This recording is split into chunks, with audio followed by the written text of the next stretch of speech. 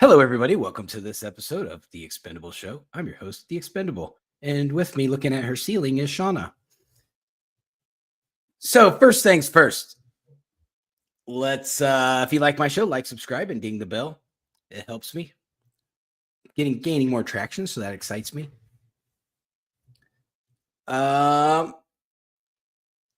Next,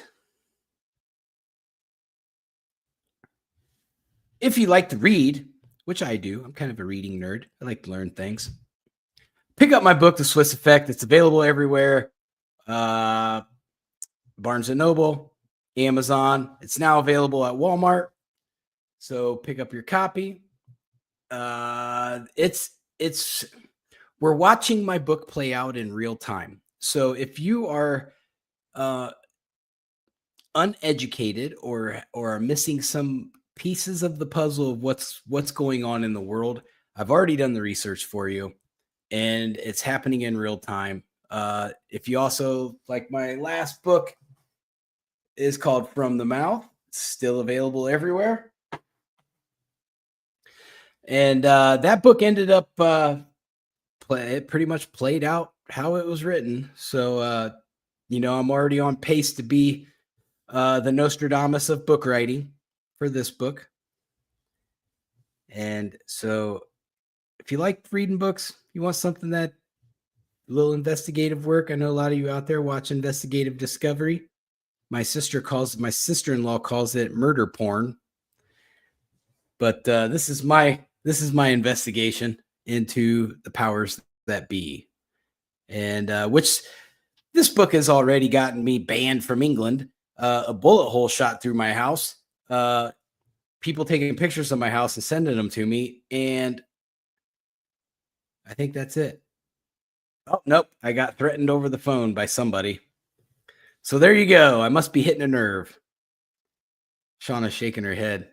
That's a trophy. I don't know why you get so upset about it.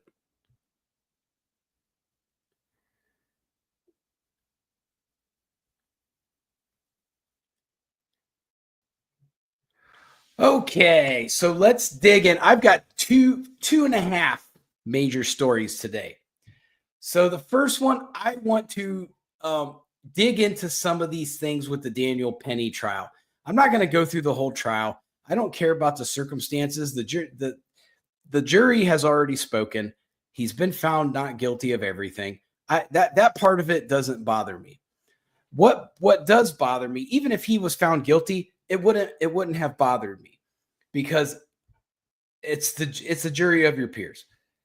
Obviously I wasn't sitting in and hearing all the evidence. Still don't know all the evidence. Maybe one day I'll sit down and I'll look through it all. But as of right now, I'm not affected by the acquittal. However, I am seeing on Twitter, on TikTok, on the news, everywhere, that BLM's getting back together and they're going to start causing problems again, along with all them clowns from Antifa that have nothing better to do besides take George Soros's money and burn stuff down. So, all I've heard on the news is the last 2 days is no justice, no peace once again. So we all know where that leads. So I'm going to go through and I'm going to kind of go through some of these things, because when I see guys like Al Sharpton on TV and some of these BLM leaders, and they're out there trying to, in my opinion, they're trying to race bait.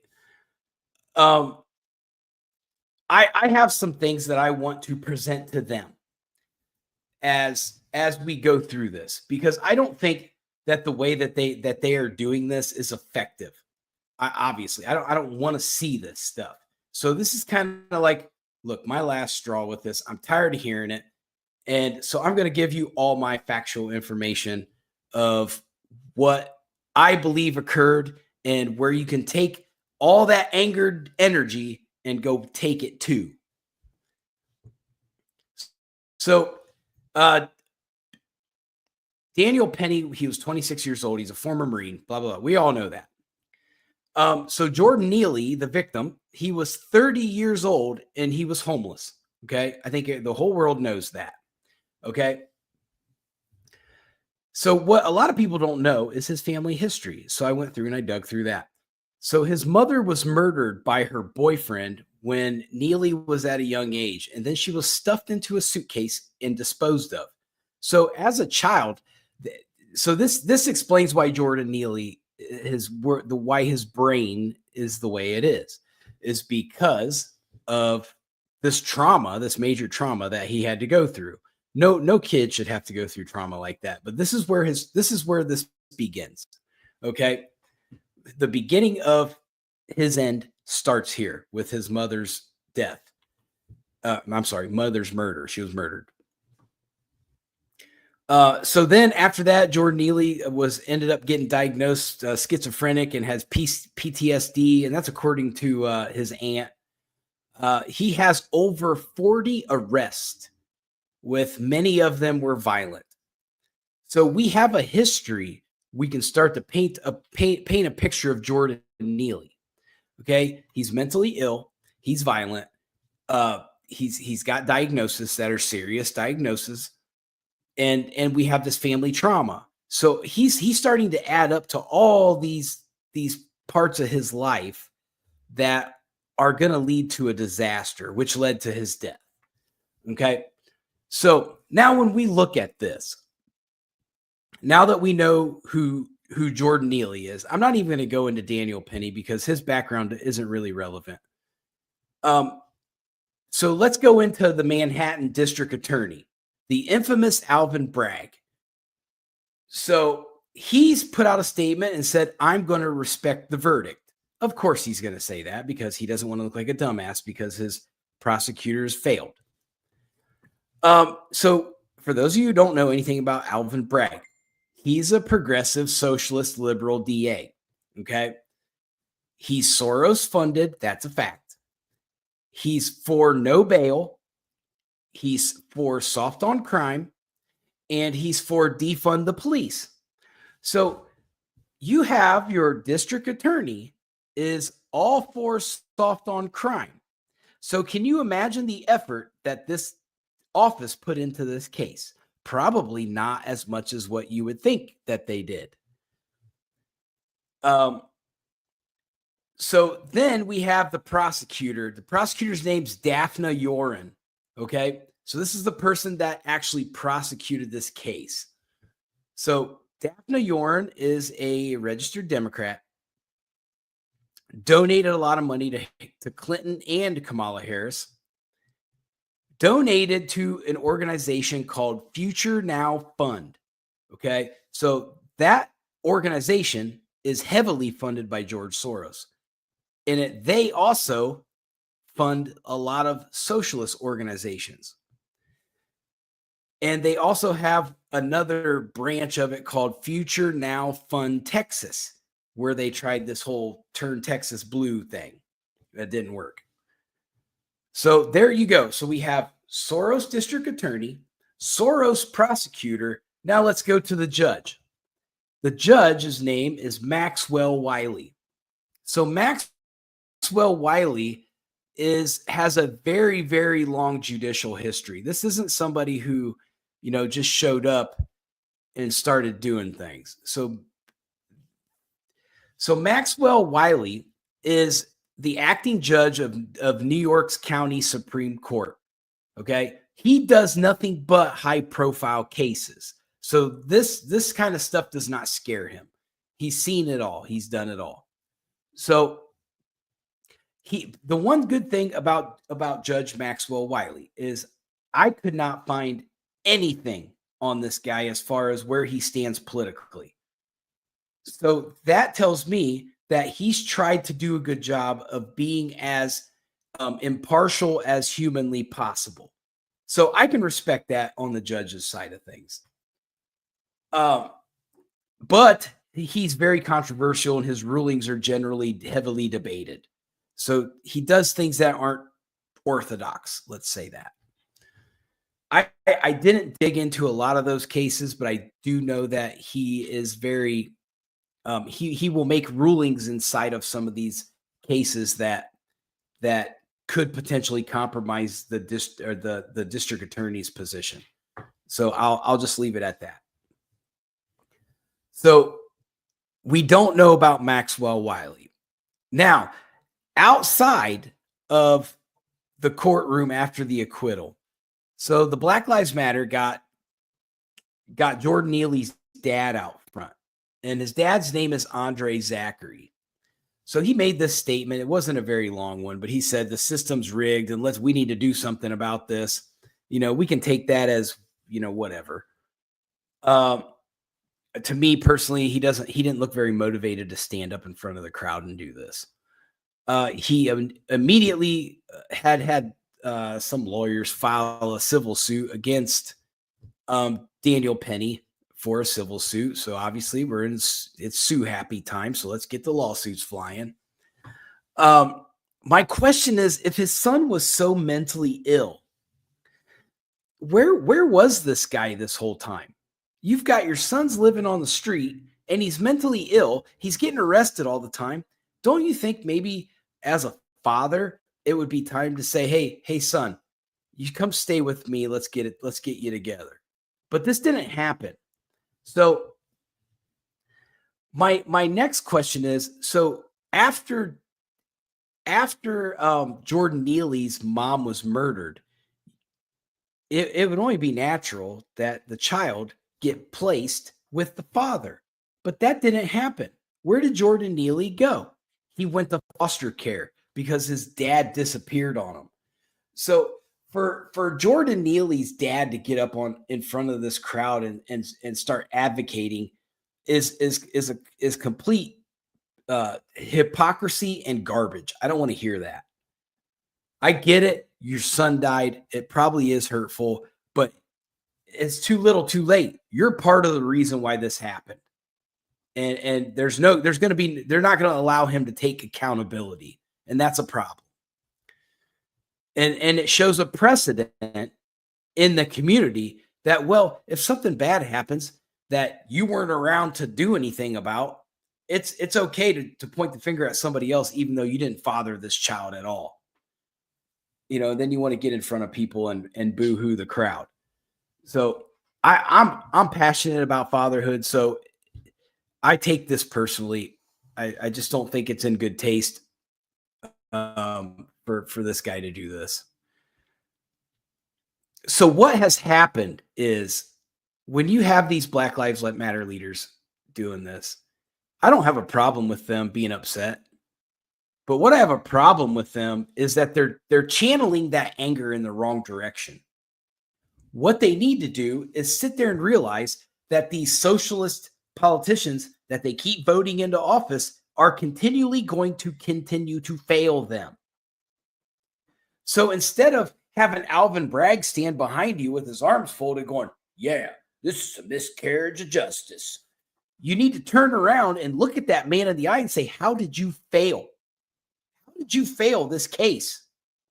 And then go look at Daphne Yoren and say, how did you fail this case? This was a dominant Black community with Democrats all over this ticket, Democrats all over the jury, and you still couldn't get a conviction? Come on. They're directing this anger the wrong way. What they need to do is stop voting these people into office. We had Joe Biden for 4 years. How many criminal justice reforms did Joe Biden do in 4 years? I can tell you, 0. He did 0 criminal justice reform policies to help the Black community. Joe Biden's a failure in that regard. Now, Alvin Bragg, we know he's a failure as well. We know he's not competent enough to prosecute cases. Apparently, this Daphne Yoren is not capable as well. Now, I'm going to give you a little secret about how prosecutors work. So, prosecutors get paid by the district or the county or the state, whatever level that they're on, right? So, why do they take a government paycheck? Because they're not competent enough to be private lawyers that make big bucks. They can't win cases. So they go work for the government and do these, here, plea these out, plea these cases out. That's all you got to do, plea them out. And if they go to trial and you lose one here and there, who cares? That's how they do prosecutors. If you run into somebody who's a prosecutor, chances are they're incompetent and they can't be in the private field. Just saying, not all prosecutors are like that, but the majority of them are. This is a plea me out kind of job. Let's make a deal. They could probably hang out with Donald Trump all day and make great deals. But as far as trying cases, most of them are not good at it because they don't have the time on top of the 5,000 other cases that they got to hear to actually put work into a trial the proper way. So that's my take on that.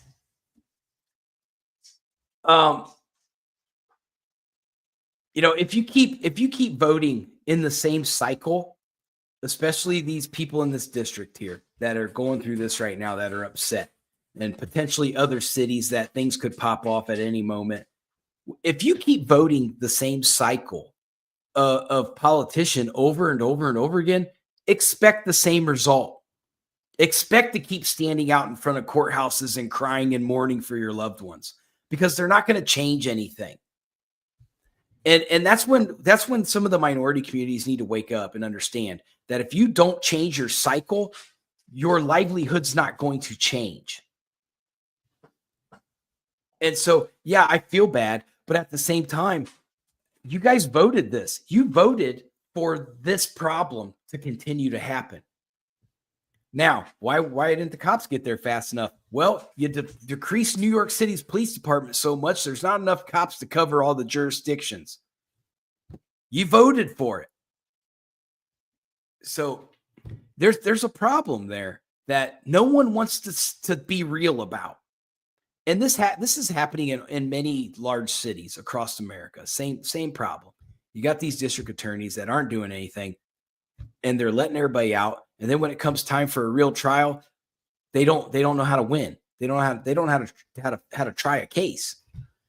And then the reform never happened. Criminal justice reform did not happen. So that's my take on the whole Daniel Penny situation. And I think it's a disaster. I feel it's unfortunate that this happened. I do feel bad because Jordan Neely has these serious traumatic issues. But yet, how many people knew about this? There were a lot of people that knew about Jordan Neely's condition. Hell, he checked himself out of a psychiatric hospital right after he got arrested. That was supposed to be court appointed that he go there. He checked himself out and nobody did anything about it. They let this dude go right back out on the streets and go right back to his homelessness. This is a neglect on so many people's levels, and this never should have happened. Shauna, do you have comments? I mean, I agree. It was so many people like failing him, at the end of the day. And unfortunately, it was an unfortunate incident that ended his life. But at the end of the day, the man was terrorizing people on the train. What do we expect to happen? And it's like you said, he was having all these issues. Where was his family? Him living homelessness. Like, I get everybody is having a hard time, but where was the family that stepped in and said, okay, like, we need him to be here in this psychiatric hospital. He needs to get the help that he needs, the type of medications. Like, where was the family? Or even to speak on the BLM, like Black Lives Matter, like, okay, you guys are here now and you're wanting to start an uproar, but where were any of you when he was on the train being a menace to society? At the end of the day, where was the help for him then? Where was the help for the people on the train to try to let this not be an unfortunate incident? So it's like, to be upset, but he was failed. So I don't really see the point of it. I don't really like Black Lives Matter, but yeah, so it was tragic. It was sad, but it's something more should have been done. And like you said, it was a failure on multiple ends. We've talked about it at work. Where were the police? This wasn't his first incident on the train. Where was the monitoring to make sure these things wasn't happening? It shouldn't have took, and then also too, it shouldn't have took civilians to stop him from doing stuff on the train. Like, this is what the police is supposed to be doing. Right. So shout out. I mean prayers to the family. Right. Think about this. You get on an airplane and there's an air marshal on there. Why can there not be a marshal on a train, which is a massive amount of people in a public area? Like if you have that many people on an airplane, you need an air marshal. Why can't we have a marshal on the subway system or on the train system or a cop, or there's a lot of options as there. many instances that happen on the New York trains. We see it all the time on social media. Women being sexually assaulted on the train, all types of things happen on the train.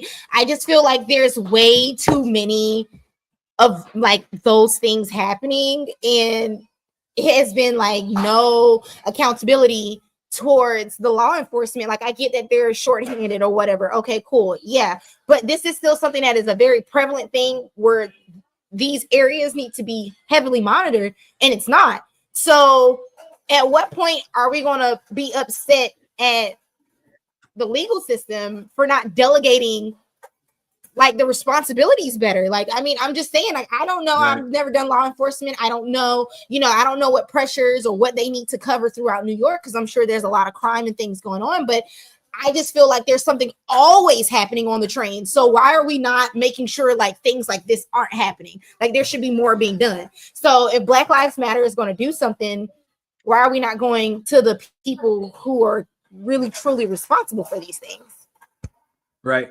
So I can answer that question because it goes right back around to the same issue that I just spoke about, that this is something that these people in these districts are voting for. Because when you create like a police department, let's say a police department, you budget that money. And and you know how much each officer costs and how many officers you can have. So when Biden got into office and they went and they pressed for that cut, every major city was cutting their law enforcement budget. And that's the result of it. This is the result of those budget cuts. So you cut the budget, they have to let go of cops. And what cop is going to work a beat where he's understaffed and overworked? So now you've created another situation where these cops are like, I'm not doing that. I quit. I'm going to go do something else. I'd rather work at fucking Walmart than deal with this shit when I'm outnumbered. That's just dangerous to have one police officer like that. That just doesn't even make sense. Like the amount of traffic that's on the trains, to even just have one person doesn't even make sense. Like that, I would say no to, just for the simple fact, like, yeah, like we see it in Atlanta. When you get pulled over, you're pulled over by 2 police cars, not just one. So they make them do the buddy system. Like you have to pair up with somebody when you pull someone over for each other's safety, to make sure that you're both being watched when things like this, because things can happen. So to even say I'm just going to put one of you here is crazy anyways. To even think that anybody would say yes to that is absurd. And they're a police officer. Like they need at least one other person so they can watch out for each other. But I mean, the New York mayor Eric Adams needs to adjust this budget. He's got to add some money to that budget, and then he's got to figure out a way to motivate people to go back into the police academy in New York, because at one time it was one of the largest police academies in the world, and now it's dwindled down. People don't want to be cops no more. People don't see the benefits of it. No. Not with the way society is viewing cops. Like I think it's just more people don't want to have to deal with the danger of it all. Yeah. Like it's really dangerous for a police officer right now. And you're one stressful decision away from prison. Yeah. And it's a fine line, and it only takes a fraction of a second, and you've ruined your life. That's a tough thing to sell a cop on. You get in the heat of battle, and now you make a bad decision, you're done. So that's kind of my take on all that. I think there's a lot of failures. I think instead of blaming one group of people is what BLM's trying to do. I think everybody just needs to sit down and go, okay, we had a failure. Everybody failed. Everybody in this whole situation failed. Now, how do we fix it? Instead of spending money on their activism that they do all the time. Go spend money in this system. Somebody's got a brain, sit down and write up a criminal justice reform policy for New York. It's hard to do, but it can be done. But the problem is nobody's doing it. And it's not going to get fixed until somebody fixes it. And you've got too many socialist politicians in that area that are not going to draw those up for you. They want the crime to go crazy. So it's a New York City's in a bad spot because people are suffering. Bad things keep happening, and you're not getting any leadership out of your politicians. So they need to make some changes. They need to bring Rudy Giuliani back and let him fix New York. Hey, the dude has a heavy success rate as a mayor. He was very effective. Not very good at giving press conferences. His hair dye liked to drip down his face. But so, second topic for the night. So we got 1.5 left. I did a kind of a comprehensive dig into the United Healthcare CEO, Brian Thompson, and that whole situation. I kind of looked at both sides of the fence like I usually do on stuff, except for stuff that I want to win on. Then I stack the deck, and so I win. But on this one, I wanted to see it from everybody's perspective. And so Brian Thompson was murdered December 14th in Manhattan by Luigi Mangione. And Luigi. So they say. So they say. We've been debating this at work. We've been doing some forensic photo analysis. Shauna thinks the eyebrows are off. So does Chad. I don't know. I don't think this is the same man. I don't. And all of people can attest he is a very nice man. I just don't think somebody who is as nice as that can just go and shoot somebody cold-blooded on the sidewalk, personally. But yeah. This is very interesting. It's like I feel like he's like our modern day what's his name? Who's like the one that like Ted Bundy? Yeah, like he's like have you seen the women on social media with him? It's been insane. Yeah, see, Ted Bundy was the original Rizzler. He had all the riz. Like the way that these people are just like, I do not believe this man. It's like it's the comments have been pretty hilarious, but I don't think he did it. Yeah, just like Ted Bundy. Just because you're good looking, it doesn't mean you're not a serial killer. He did it, but Ted Bundy did it. He did break out of jail at one time. So here is the scoop on Luigi Mangione. So he was also 26 years old. Him and Daniel Penny, 26 years old, both of them. Coincidence? Maybe. So if you're 26 years old and you start feeling homicidal, maybe you should go talk to somebody. Just saying, we're 2 for 2 on this age group. How old are you, Shauna? You know, you're not supposed to ask a woman her age. Oh, right. That's right. 26. I'll be 30 next year. Thank you very much. Allegedly. So Luigi Mangione. So he was charged with murder. He was charged with a bunch of other charges too, like attempted murder and possession of a firearm, all this other ruckus, all these other charges. So he ended up, he murdered him in Manhattan, made it back to Altoona, Pennsylvania, and he was arrested at a McDonald's by a whistleblower that happened to recognize him sitting in the back of McDonald's with a mask on somehow. I mean, I've been in law enforcement before. I don't think I would be able to look at someone in a place with a mask on and be able to identify them with the mask on. See, what it is you didn't work during COVID with everybody that had to wear masks because you worked in a warehouse. So for you, it's like, no, trust me, You can distinctly tell, be like, yeah, no, I know who that is with or without the mask. But but a McDonald's employee that nobody knew. Let me tell you something. Like, and whoever calls, she better count her days, because they've been sharing the location of that McDonald's on the internet. Like, people are pissed that she called it in. Oh, I know. Like, they are mad. I know. They're calling her a mob rat. She was ratting on the mob. I don't know. What is wrong with people? It's hilarious. It's not funny. It's not funny that somebody was murdered. But how upset are we supposed to be about this man? He's a murderer himself. Like, how upset are we going to be upset at somebody that's murdered hundreds and thousands of people? Just saying. Like Anthony Fauci. Just saying. What's the guy? What was his name? He was like, I can't believe this is America. This is not the American way. We're not supposed to celebrate a murderer. And I was like, Columbus Day? Yeah, but you got to think, we didn't know all supposed that to celebrate a murder.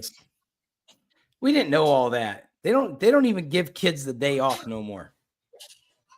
Yes, they do. They still get Columbus Day off. Okay, allegedly. Allegedly. Well, in Georgia, these kids were still going to school. So there you go.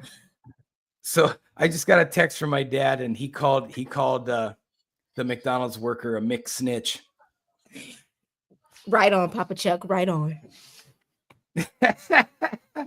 You want to mix snitch with that? What was the guy's name? He made a tweet on Twitter, and it was so funny because people were like, "Are you kidding me?" Hold on, let me see if I can find it. But yeah, no, go ahead. We're listening. Okay, so also what they found on him, they found some fraudulent IDs. He had his passport. They found a 3D printed gun with a suppressor. I saw a report where they found a Glock 9 too, but I only saw that in one location. So I don't know if they're referring to the Glock 9 as the 3D printed gun or not. I mean, because Glock's its own brand, and if you're making a 3D gun, that's not going to be a Glock. It's going to be a whatever you want to call it because you invented it. So I guess at first he was very cooperative, and then he started to get aggressive, like as the hours went on. So I think there's something probably wrong with this kid too. He was valedictorian of his high school. He went to all these prestigious private schools. He went to an all-boys school in Maryland.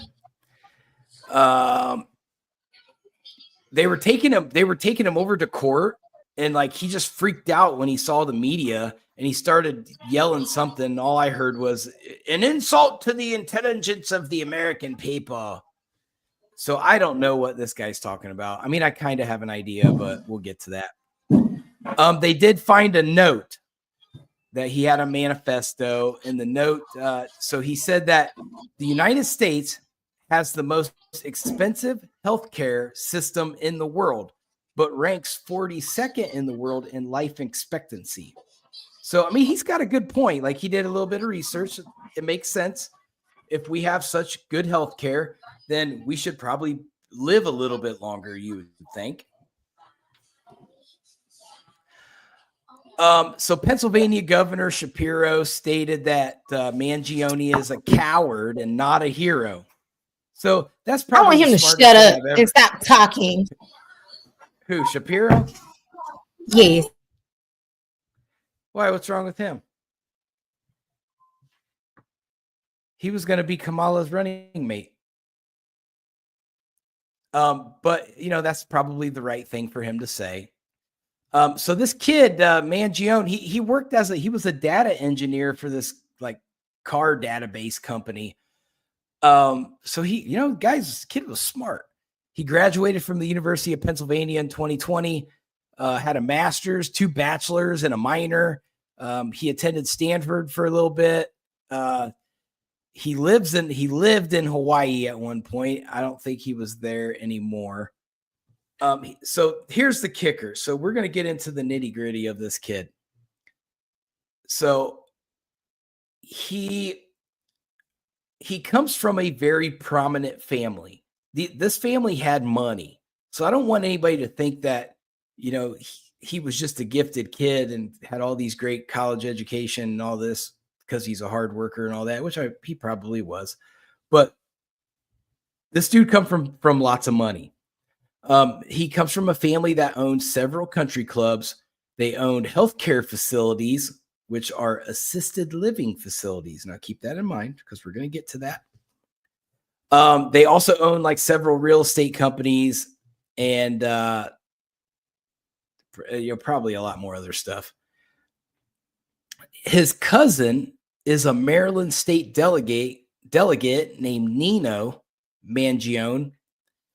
Okay, so let's get into the healthcare facility. So their family owned a healthcare facility called Lorien Health Systems. I looked into this company, and they are not very. It is not a very good.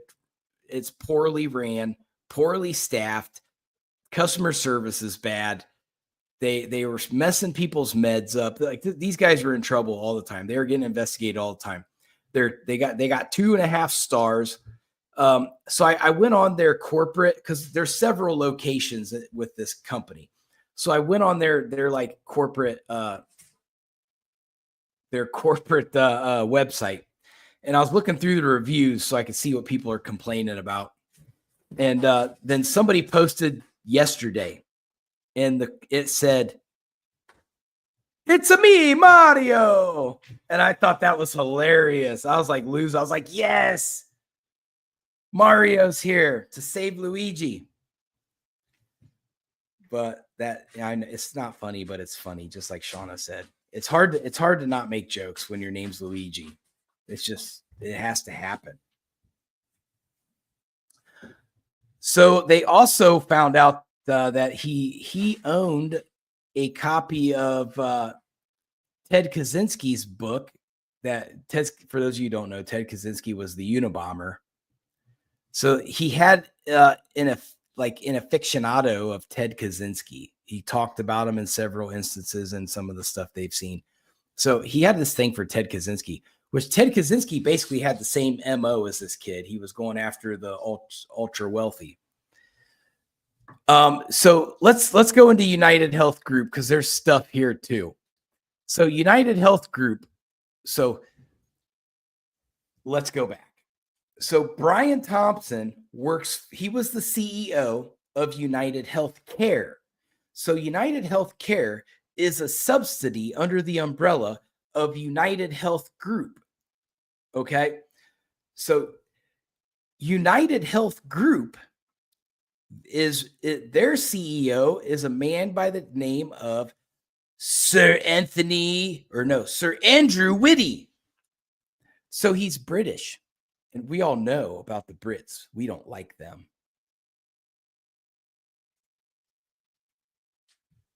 Do I have to keep doing my stank face, Shauna? We don't like Britain. They don't like me either.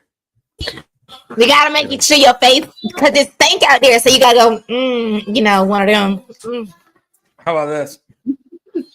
Okay, now you're just looking cockeyed. I don't think that's the one you want to do. How about this? I'm not playing with you, England. Is that a good stank face? Just one of them. Yeah. Okay. So Sir Andrew Whitty, he's ironic. Okay. So he attended the 2017 World Economic Forum. So this guy is part of the elites. He is in the inner circle. Whitty is also an advisor for the Bill and Melinda Gates Foundation. Coincidence? Hide your babies. From Bill Gates. Just saying. So this is like upper echelon company. And I don't know if a lot of people know how big this is. So this would be the equivalent of somebody trying to assassinate Bill Gates. That's how high these guys are up in the food chain. They're all part of the inner circle of the great. As a matter of fact, there's been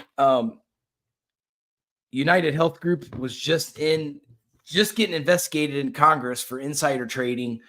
They're questioning whether or not United Health Group is too big to fail or whether they're too big of a company and they're thinking about breaking it up. It's something they were just talking about in Congress like in November.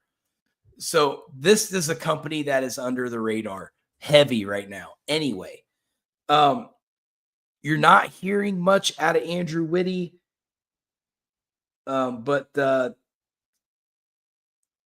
this company also tried to buy up their competitor to create a monopoly in the assisted living sector.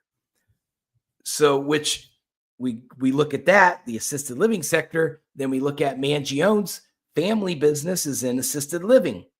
So there's this connection here that I'm not fully sure what happened between the two, but I feel like that Luigi's motivations have something to do with that. I mean, if I'm an investigator and I'm looking at these coincidences, I'm gonna hyper focus on them because I feel like that it's too coincidental. You can't just discard it. So I'm gonna kind of bring up a few other tidbits about United Health Group. They donated to the 2024 election, and they donated $774,000 to Kamala Harris. They were one of the bigger donors to Kamala Harris. Yeah, Shauna. It's just a big, giant liberal love fest. They also donated to the Democratic National Convention and several other Democrat organizations. So there's a lot of money that this company shells out to. Now, my question is, if you're a Democrat voter and you're sitting here and you're Luigi Mangione and you're going on the motivation of, this big company, this is the man, we got to go after the man. Well, guess what? The government that's feeding you this bullshit just caused you to assassinate the person that they're feeding on the other side too. So they're feeding all of you. I want all of you to understand that the established government is going to tell you that large corporations are bad, but at the same time, they're enabling the large corporations. This whole thing that Joe Biden did is a big scam. They had no intentions on making the wealthy pay their fair share. Absolutely none. There were a few that probably believed that, but the majority of them said this is a political talking point. Joe Biden did it in his first term, and did they make anybody pay their fair share? No, they didn't. So why would United Health Group, that's a multi-billion-dollar Fortune 500 company with some of the most powerful people in the world, part of that, if they were going to take billion-dollar tax, if you got to pay that, I'm not going to give Kamala Harris $774,000 just so she can turn around and take $1 billion more of my money. Come on, wake up. This is ridiculous that you all think that this is how it works. The proof is in the money. It's ridiculous. It's ridiculous. The establishment is for the establishment. I'm going to tell you that. My whole book is basically about that. You want to really see how to hurt the giant corporations, read my book. Unless you can't read, then I don't know what to tell you. No excuse, because we got Chat GPT, so you can type it in and let it translate for you. There's always technology. A way. There's always a way. There you go. See, this is why I have you on my show. It's an ebook. It's an ebook. So you don't even have to actually read it. The thing will read it for you. Just saying. See, this is why I have you on the show, because what are you, a Gen Zer? No. Millennial? Did we What are not you? just discuss that I am about to be 30? Yes, I'm a millennial. I'm not a Gen Z. Okay, well, you're a millennial, so you know techie The stuff. fuckers can't even You know all read or these- write or none of that. Not part of that group. they're pretty. The generations get worse as they go, I think. They're fucking stupid. I thought you millennials were complete morons until Gen Z showed up. Then I was like, these millennials aren't quite that bad. See, what you have to realize is we're like the last great show because we got kind of everything, you know? We got to see all the beginning of all the technology that these little stupid fucks they get to take advantage of now. But then, you know, we get all of the old school things too. So we're at a good point. It's good right there. Right. So let's look into the United Health Group a little bit more. So they also have their own lobbyist. Okay, so that's important because what lobbyists do, and I think that these should be outlawed completely from our whole society. Lobbyists are the devil. What they do is, like, I looked at 4 different lobbies that they did. So one was House Resolution 5378, which they were pushing the government to lower cost and be more transparent in their billing. So United Health Group was lobbying to get that to stop. So the lobbying tells you what they're doing. Now, then they had Senate Bill 1339, which was the Pharmacy Benefit Manager Reform Act. Now, what that was supposed to do was to allow more flexibility in coverage for medications with the pharmacies. They didn't want that. Then there's Senate Bill 2973, which is Modernizing and Ensuring PBM Accountability Act. I didn't look into that one. I lost interest in these after that. I realized that there was a pattern. Then HR 5159 was Preserving Access to Home Health Act of 2023. So they were trying to limit access to home health. This is this company. And so they're shade. It's a shady business deal. So what I've come to conclude with this is you have a shady family that has a bunch of shady businesses and they do their own shady practices dealing with United Healthcare, United Health Group, who has 100,000 other problems and their shady business practices. So I'm not real sure there's a good guy or a bad guy in this situation. They're probably all bad. But what happened was Luigi shot the guy. The guy's dead. Luigi's going to jail. And there's allegedly, okay, Shauna, he allegedly, and we're not sure. The man is proven innocent. He's innocent until proven guilty. Just because he got a manifesto on doesn't mean he wrote it. Okay? I'm just saying. Well, I need you to repeat that to Black Lives Matter because Daniel Penny got found not guilty and they keep saying he's guilty. And hey man, if they want to be mad at the judicial system. That's the only thing you can do. You can't be mad at anybody else. That's what I keep saying. So that's what I keep saying. As messed up as it may be, and the things that we don't agree with it, if you want change, then you've actually got to push for change. You've got to be active in those things. So right. I don't know. Let's get active. I don't know. No, let's not get active. Everybody stay home.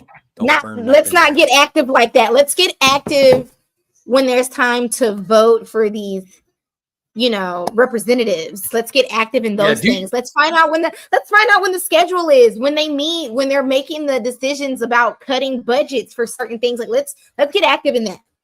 Educate ourselves on that end of things. Yeah. Yep.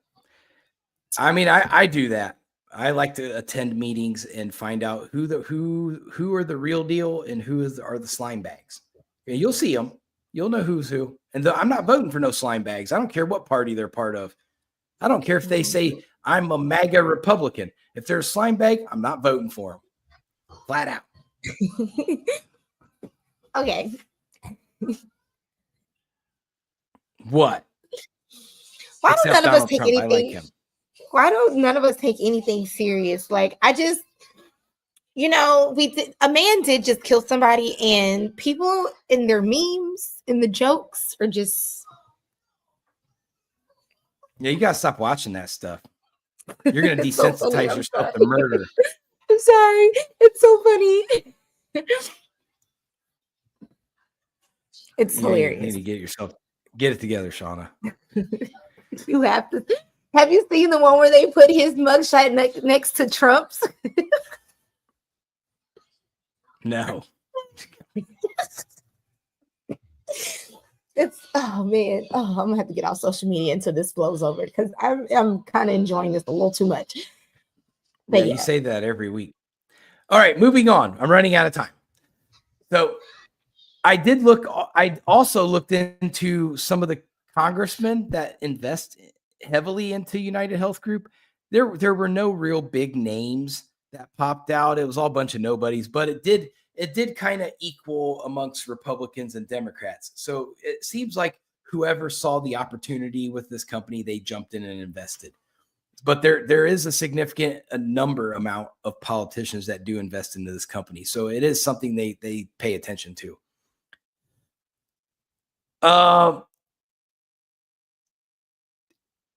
Their top shareholder is Vanguard.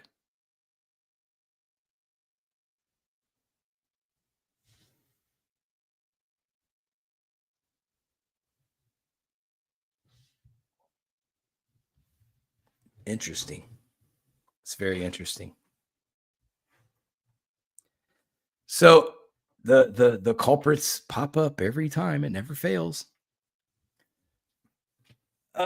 Which that's its own monopoly we need to break up. It's just a bunch of monopolizing companies that we need to break these companies up and let these companies get a little bit smaller. Something I wish I would hear coming out of Trump's mouth, but I haven't quite heard it yet. But I am seeing some things that show me he is working on that. So last thing I want to talk about, these freaking drones. Why do we have drones that we can't identify flying around this country for the last 2 weeks? How long is it going to take for Joe Biden to shoot them down?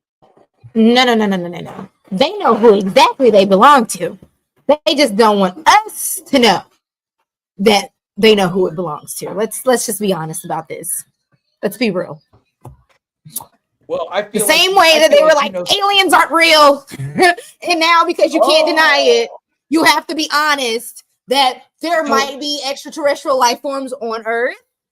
Let's just be honest. The government's been lying for a long time. They know whose it is. So they're just not saying anything. So you're insinuating that these drones are from another planet, maybe? Honestly, I'm thinking China. How are you going to walk me down the extraterrestrial theory and then say China? I'm just saying the whole point is that they have been lying to us for a very long time. And they have come out and agreed that they have been lying to us for a very long time. You cannot tell me that you do not know who drones belong to. There's just no way you don't know. There's just no way. So, they know who it is. They just don't want us to know. I guarantee you it's China. Well, one of the New Jersey congressmen came out and said that Iran has a mothership off the coast and they're shooting them off because the big question was, well, why don't we trace them back to where they came from? That'll tell us everything. And they said, well, we did, but they go out and they go into the ocean.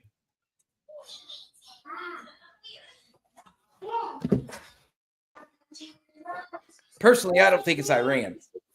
I think he was just baiting. He was baiting the Department of Justice to say something. And they did. They said, oh, we don't know whose they are, but they're not a threat. Not a threat. We can't identify something flying around. We're citizens, but it's not a threat. How do you know it's not a threat? If you can't identify whose it is, how do you know it's not a threat? So I wish I should have had Chad on the show today, but me and Chad saw 3 of them, like flying like over, like they were gridding, like there were 3 of them in a line, and they would move Because y'all are close simultaneously. to like military bases, aren't you? Big. No, I mean if there No? is, I don't know where they're at. Like Fort Benning is down our way, but it's a little bit further away. Yeah, well, Fort Benning is way farther down. That's like another at least hour to 2 hours from me.